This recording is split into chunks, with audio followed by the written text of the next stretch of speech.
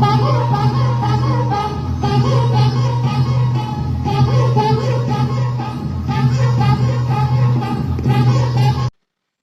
रायजोफोर गिबिसिनथाराव बिथांखिब्ल इउटुब चेनेलनिफ्राय रायजो राजा बयनिसिमबो फुंबिलिनि गोजोननाय बावहरनाय जाबाय। जायफ्रा सानफ्रोमबो खौरां खोनासंनो मोजां मोनो नोंथांमोननि थाखायनो आङो आरोबाव गोदान बोसोरनि माखासे गोदान भिडिअसफोरखौहाय लानानै फैबावबाय। स' रायजोफोर भिडिअआथ' एसेबां गोदानद्राय नङा, जानानै थांनाय जाथायफोरखौनो जोङो सावरायलायनाय जागोन। नोंथांमोननि हेफाजाबावसो आङो भिडिअ बानायनो थाखाय बोलोबो मोनो। बेखायनो नोंथांमोना जेसेबांनाखि नायो साबस्क्राइबबो खालामनानै होब्लानो जाबाय, भिडिअसफोरखौहाय शेयार खालामलायनानै होब्लानो जाबाय। दिनै जों सावरायगोन रायजोफोर गिबिसिनथारावनो नैबे सावगारिनि सायाव, नैथियाव जोङो सावरायलायगोन नैबे मोसाखावरिफोरनि सायाव, थामथियाव जोङो सावरायलायगोन बिक्रम दैमारि बिथांनि सायाव, आरो जोबनायाव बिपिएफ पार्टीनि सीएमनि सायाव। स' रायजोफोर जों दिनैनि समावहाय ओरैबायदि गोजोनथाव मोनसे खौरां जोङो खोनानो मोनदों। नोंथांमोना नायदो नै ओरैहाय 14 सुबुङा आरोबाव एपिएससि आवहाय मिन्सआवहाय पास जाबावनाय जोङो नुनो मोनबावबाय रायजोफोर। बे गासैबो इउपिपिएल पार्टीनि सीएम आरो बेजों लोगोसे बिनि मावथिफोरनि नाजानायनि मोनफा मोनफा फिथाइ बियो। बेबायदिसो जानांगौ दैदेनगिरि लिडारफ्रा, मिथिबायना? दैदेनगिरि लिडारफ्रा एकमात्र थाखा खामायनायनि थाखायल' सिन्था खालामोब्ला बर' हारिया माब्लाबाबो जौगानाय नङा। दा इउपिपिएल पार्टीनि नाजानायाव 5 बोसोरनि गेजेरावहाय सुपार 50 बानायनानै होनायनि खारनावनो जायफ्रा फरायनो गोसो जानाय, मानसि गिदिर जानो गोसो जानाय, doctor, engineer, IAS officer, IPS officer, बैसोर बायदि जानो गोसो जानाय सुबुंफ्रा बे 5 बोसोरावहाय खाबु मोनबाय। नाथाय बे समावहाय खाबु मोनगोन ना मोना बेखौथ' नुहुरखायाखसै। रायजोफोर जिखि जादोला इउपिपिएल सरकाराथ' जेननानै थांबाय। फैबाय थानाय एमएलए इलेक्शननि थाखाय नोंथांमोना नाजाबावदो सोर सरकारखौहाय लाबोयो ना। दिनैनि समावथ' जों नुखाबाय दानि गोदान सरकारा माबायदि खामानि मावगोन। फैबाय थानाय समावबो बे एखे खामानियानो जागोन। 17 बोसोराव जेरैबायदि बिसोरो सोलिदों दाबो बे एखेयानो सोलिगोन होननानै आं सिदा सानखादों रायजोफोर। नैथियाव फैदो मोनसे गोजोनथाव खौरांबाव, नोंथांमोना सावगारिखौ नायनानै लादो। बे बाथ्राखौहाय आं सिगांनिफ्रायनो बुंबोबाय थादों। बागुरुम्बा मोसानायखौहाय बर' हारिनि वर्ल्ड रेकर्ड खालामनो थाखाय बुंनायखौ मानो केन्सेल खालामखो, मानो दासिमबो मोसाहोआखै, बेखौ आं बुंबोबाय थादों। आं मोसाहोयैनि थाखाय जोबोद गाज्रि मोनबाय थाखादों। आरो बे समाव आङो नुनो मोनदों जे आसामनि chief minister doctor Himanta Biswa शर्मानि दैदेननाय आरो इउपिपिएल सरकारनि प्रमद बर' सारनि दैदेननायनि गेजेरजोंहाय बे बागुरुम्बाया वर्ल्ड रेकर्ड जानो थांगासिनो दङ बर' हारिनि थाखाय।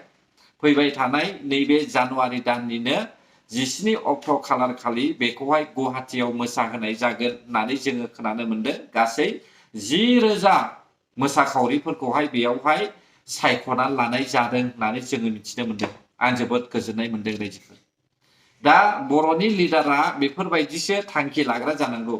जेरै आसामनि chief minister doctor Himanta Biswa Sarma मामाया गावसिनि आसामावहाय जोंब्लाव माब्लाव बहाबा अडिट'रियाम बानायदों, बहाबा एयारपर्ट बानायदों, बहाबा मिउजियाम बानायदों, बहाबा हिस्टरिकेल न' बानायदों। बेबायदिसो जानांगौ दा बर'नि दैदेनगिरिफ्राबो। फिदिंजानो नाङा।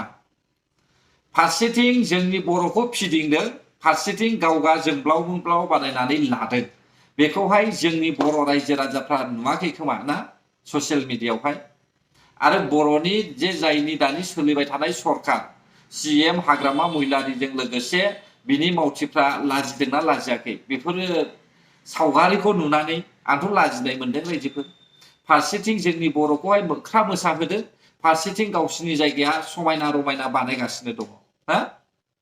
एसे नोजोर होलायनांगौ, मिथिबाय दा?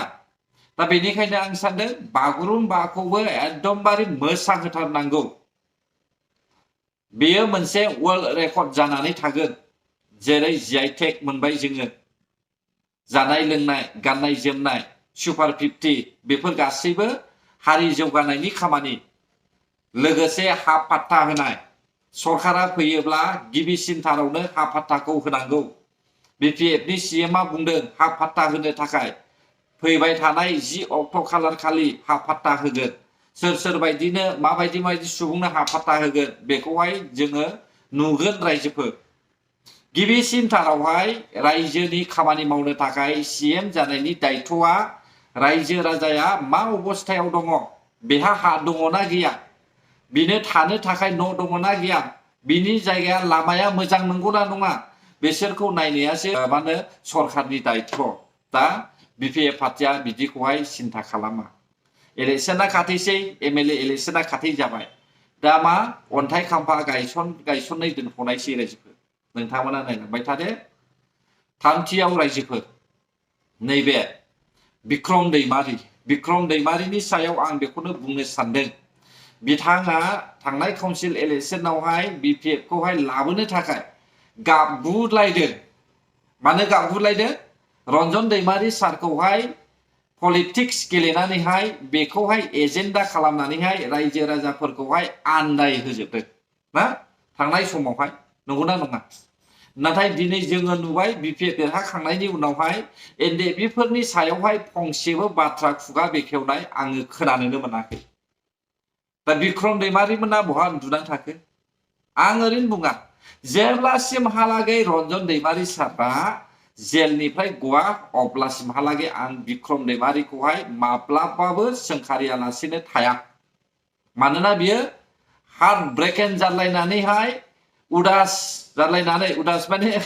माने गोसोआव दुखु आघात जालायनानैहाय बियो गोसोआवहाय गोरबो गाबखांलायनानै बाथ्रा बुंदों गाबगुलायनानै नै बिनि थाखायनो आङो बिक्रम दैमारिखौ सिदा बुङो बिथाङा NDFबीनि सायावहाय बाथ्रा बुंनानै इलेक्शनाव देरहाबाय बे समाव NDFबीखौहाय बिथांमोना बख'नांगौ बाखियाथ' UPPL पार्टियानो बख'जोबखाबाय नङा होमब्ला दा नैबे समाव दानि सोलिबाय थानाय सरकारा बख'नांगौ लोगोसे हाग्रामा महिलारियाबो एकदमबारे क्लियारलि बाथ्रा बुंखादोंमोन आं पावाराव फैयोब्ला NDFबीफोरखौहाय आं बख'नो हायैनि खोथायानो गैया बहाथो हा फंसेबो बाथ्रानि खुगाखौनो बेखेवाखै NDFबीनि सायावहाय पावाराव फैबाय 28टा सिट लानानैहाय देरहाबाय हारसिं सरकार दानो हायाखै सरकारखौथ' हारसिं दानो हागोन किन्तु हायाखिसै हागौमोन किन्तु हायाखिसै किन्तु सेन्ट्रेलजोंथ' गोरोबफानांगौ गोनांखा स्टेटजोंबो गोरोबफानांगौखा बेखौथ' बयबो मिथिखागौ नाथाय पावारखौहाय गाव हारसिं हायोमोन रायजोफोर बेखौबो रोङाखिसै अब्ला माथो दंबावो बाखि बुजिनोहाय सानदोंमोन BPF पार्टिनि मावथिफ्राबो जोंनि BPFआनो सिंगेल सरकार दानानै जोङो बयनिफ्रायबो पावारफुल जासिगोन होननानै नाथाय न' गैया पावारलेससो जाबाय मिथिबायना UPPL पार्टिया जेसेबांनाखि पावारलेस जादों बिनिफ्राय बांसिन पावारलेससो जाबाय बेखौसो जोङो नुबाय रायजोफोर अब्लालाय माथो बुजिनो बाखि दंबावो ना जोबनायाव आं बेखौनो बुंनोसै BPFनि CM हाग्रामा महिलारि बिथाङा इलेक्शन फैनायनि सिगां डक्टर हेमन्त बिश्व शर्मा सारजोंहाय खुज्रु थाफाबायनानैहाय दिनैनि समावहाय अन्थाइ खाम्फा गायसनबाय जेनदोंसै गामि गामि हाबनानै मिथिबाय दा बे अन्थाइ खाम्फाया जेरै गायसनदों ओरैनो थागोन नोंथांमोना नायलांबाय था इलेक्शननि सिगां हयथ' मावनो हागौ माखासेखौहाय नाथाय बियो इलेक्शन जोबखांनायनि उनावहाय रायजो राजाफोरखौहाय माब्लाबाबो सिन्था खालामनाय नङा नोंथांमोना नुखादों दा नामा लाइमोनफोरनि 100 कोटी थाखाया नाथाय फैसाया सोरनि मेम्बार चेयारमेन रेभिनिउ मेम्बार्सफोरनि चेयारमेनफोरनि अब्ला बेसेबां लासिंसिंना माबायदि थगायो नायदो बेनिखायनो आं माबायदि सरकारखौ मोजां मोनो मिथिबायना जाय सरकारा फिउचारनि थाखायसो नाहरो जाय सरकारा गावनि हारिखौहाय जौगानायावहाय फिउचारावबो जाहाथे जौगाहोयो जाहाथे हाजार हाजार बोसोर जोंनि बर' हारिया जाति हिसाबै थांनानै थानायनि मोनथायखौ मोननो बेबायदिनि खामानि मावग्राखौसो आङो मोजां मोनो जेरै UPPL पार्टिया 5 बोसोरावनो 3 लाखनिबो बारा जोंनि बर' हारिनि हा गैजायिफोरनोहाय हा फाट्टा होनानै होनाय मिथिबायना बे समावथ' होनांगोन BPF पार्टिया सरकारनि दायथ'आ बेनो रायजोफोर मेनना मिथिबाय दा साज्रां ओरैनो लामा दोंनै दोंथाम बानायना होनोसै बेखौनो रायजो राजाफ्रा खुसि जानोसै दालां बानायनानै होनोसै बेखौनो रायजो राजाफ्रा खुसि जानोसै नाथाय नोंनि हाया दे फाट्टा नंगौना नङा बेखौहाय सिन्ताया खालामा नैबेबायदिनि खारनावनो जों बर' हारिया दासिमबो अलखदाव गोग्लैनानै दङ आरो जोंनि बर'नि फरायसाफ्रा माखासेफ्रा गावजों गाव गोरोबज्लाया सोरबाया सोरबा लिडारनि फैसा जानानैहाय सोरबा सासे लिडारखौहाय मोजांब्लाबो गाज्रिब्लाबो बेखौनो नारसिननानै थाफानानैहाय गुबुन फरायसाफोरखौ नारसिननाय बेबायदिबो नुयो जों दा गुबुनफोरनि फरायसाफ्रा बिदि नङा दै गावनि जाथिया माबा अलखदाव गोग्लैदोंबा बेखौहाय ज' जानानै बिसोरो सोमावसारो नाथाय जोंनि बर' हारिनिया खावसेया सोमावसारो खावसेया उन्दुनानैहाय बखियो बेबायदिसो जों नुदों बेखायनो आं साबजानाय मोना मिथिबाय दा रायजोफोर आं उन्दैनिफ्रायनो बर'